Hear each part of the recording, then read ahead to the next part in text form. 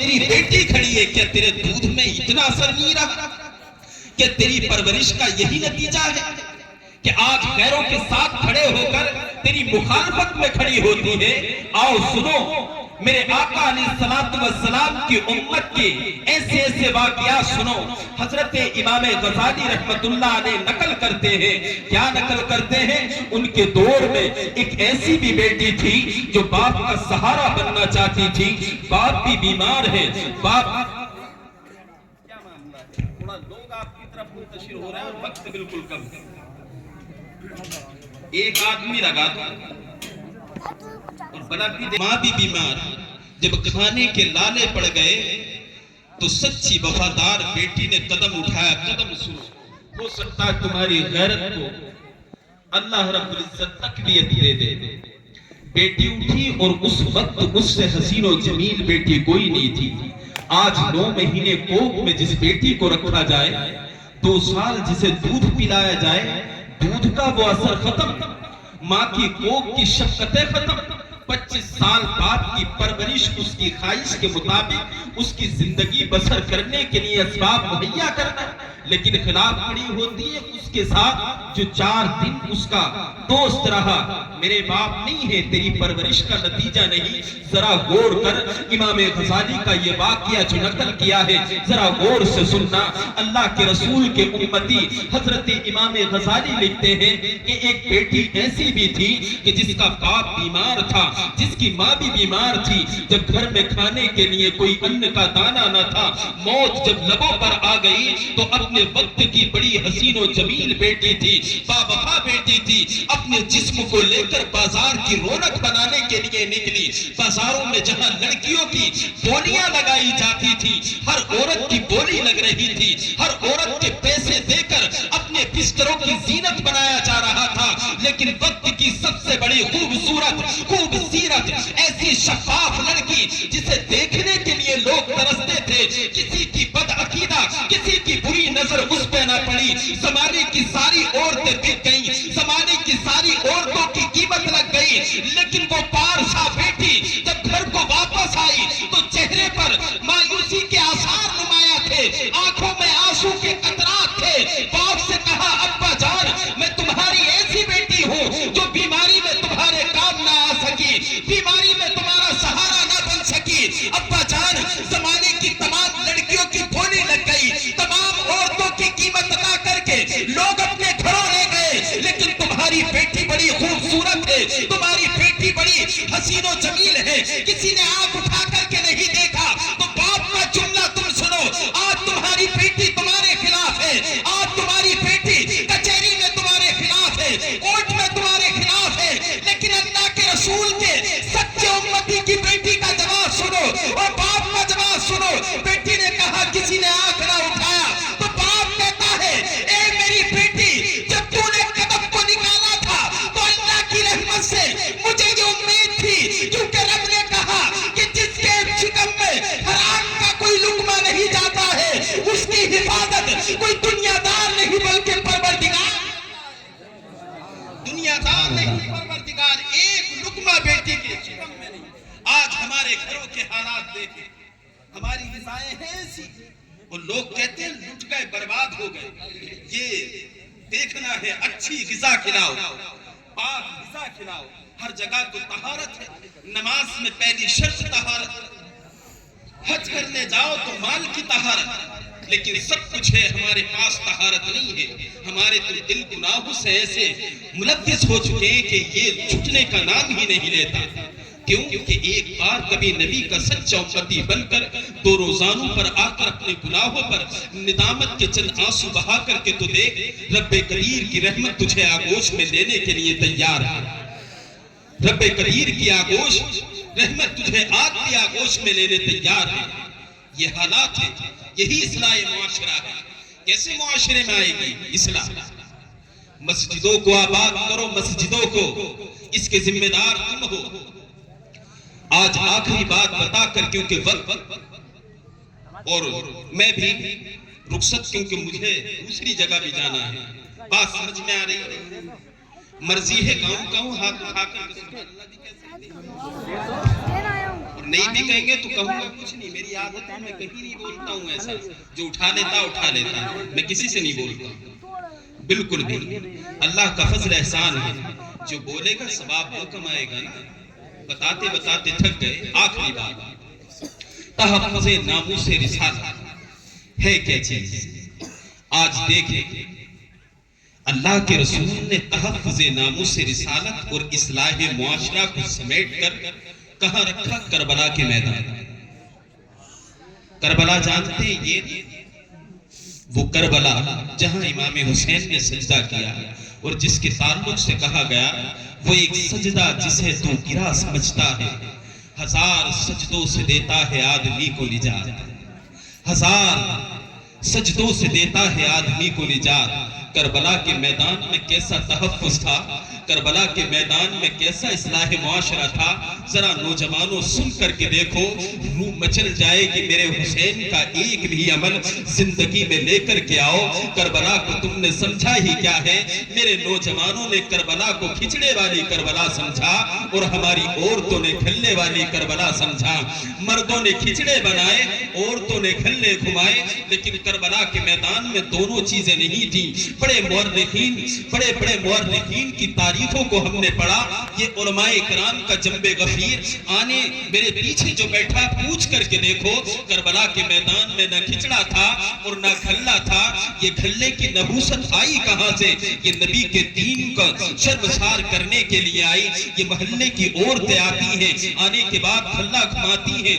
میں اعتراض نہیں کرتا، شریعت میں لہب اور لعب جائز نہیں ہے، قرآن کو رکھ کر تم کھیلتی ہو، جھوٹے تماشے کرتی ہو۔ کربلا میں کیا تھا؟ تحفظ ناموس رسالت تھا۔ کربلا میں کیا تھا؟ اصلاح معاشرہ تھا۔ کیسا اصلاح معاشرہ تھا؟ نبی نے فرمایا کہ کربلا کو اتنا بلند اور عرفہ و اعلیٰ کیوں کیا؟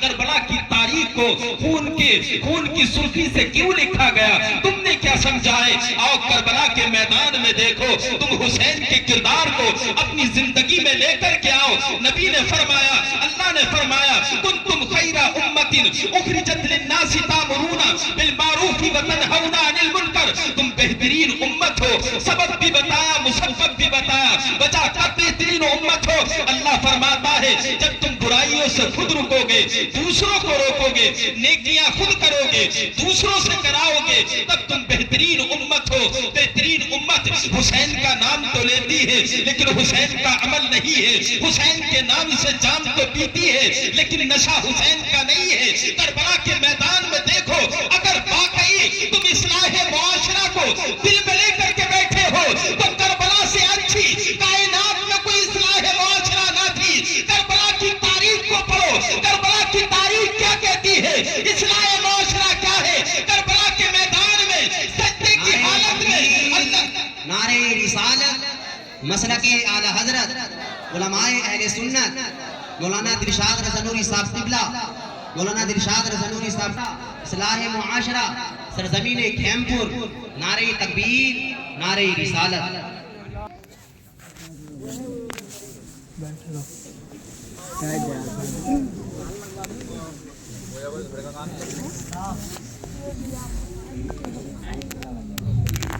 درود پاک پڑھیں، اللہم صلی علی سیدنا و مولانا محمد معدن الجود والکرم وآلہ وصحبہ وبارک وسلم۔ اور ان کے پند و نصائح سے آپ کچھ نہ کچھ سیکھ کر کے جائیں۔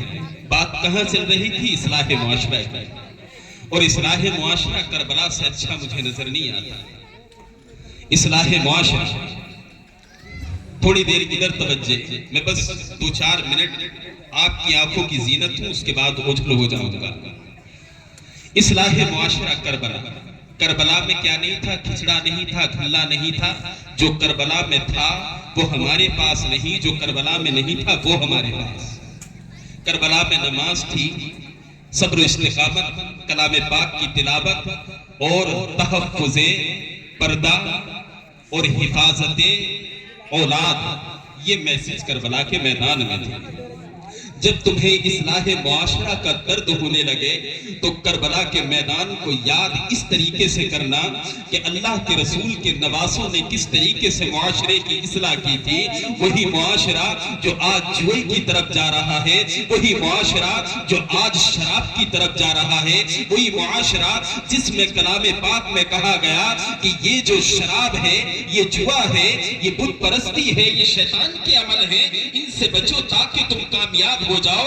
آج اصلاح معاشرہ میں آنے والوں، دل کی تختی پر یہ نبی کے نواسوں کے واقعات کو نوٹ کر کے جانا، زندگی میں کام آئے گا. کربلا کے میدان میں اصلاح معاشرہ کیسا تھا؟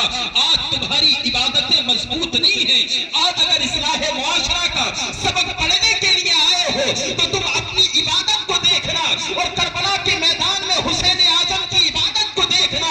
جب تم کربلا کے میدان کو یاد کرو تو اپنی عبادتوں کو مضبوط کر لینا. اور کربلا کے میدان میں میرے نبی کا نواسا کلام پاک کی آیت کو زندہ کرتا ہوا نظر آتا ہے. کلام پاک کی تلاوت کو نیزے کی نوک پر حسین اعظم کرتا ہوا نظر آتا ہے. آج بچیوں کی عزتیں ہیں 9 انچی کی دیوار میں محفوظ نہیں ہے. 7 بھائی ہیں، بچیوں کی حفاظت نہیں ہے. لیکن کربلا کے میدان میں پھٹی ہوئی چادریں ہیں، پھٹے پوشیدہ خیمے ہیں، لیکن وہاں پر حفاظت بھی ہو رہی ہے. جب اصلاح معاشرہ کا درد ہو تو کلام پاک کی تلاوت کو یاد کر لینا. جب اصلاح معاشرہ کا درد ہو تو اپنی عبادتوں کو مضبوط کر لینا. ایک خیمپور کے مسلمانوں، کربلا کا میدان کھچڑے کے لیے نہیں تھا، مردوں کے لیے عبادت کا تھا اور عورتوں کے لیے فاطمہ کے مصلے کا تھا. اصلاح معاشرہ کرو، اپنے دین میں تبدیلی لے کر کے آؤ، مسجدوں کی حفاظت کرو اور اپنے اندر آؤ. اسی عمر میں جا کر کے دیکھو گے، اس عمر میں سبق پڑھو گے. کوئی عمر کا متعین ہے؟ ابھی 4 انتقال ہمارے بھوڑ پہ ہوئے، بڑا دردناک واقعہ ہے.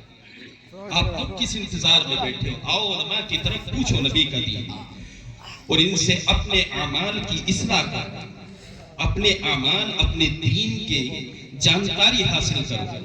اصلاح معاشرہ کا یہی میسج ہے، یہی پیغام ہے.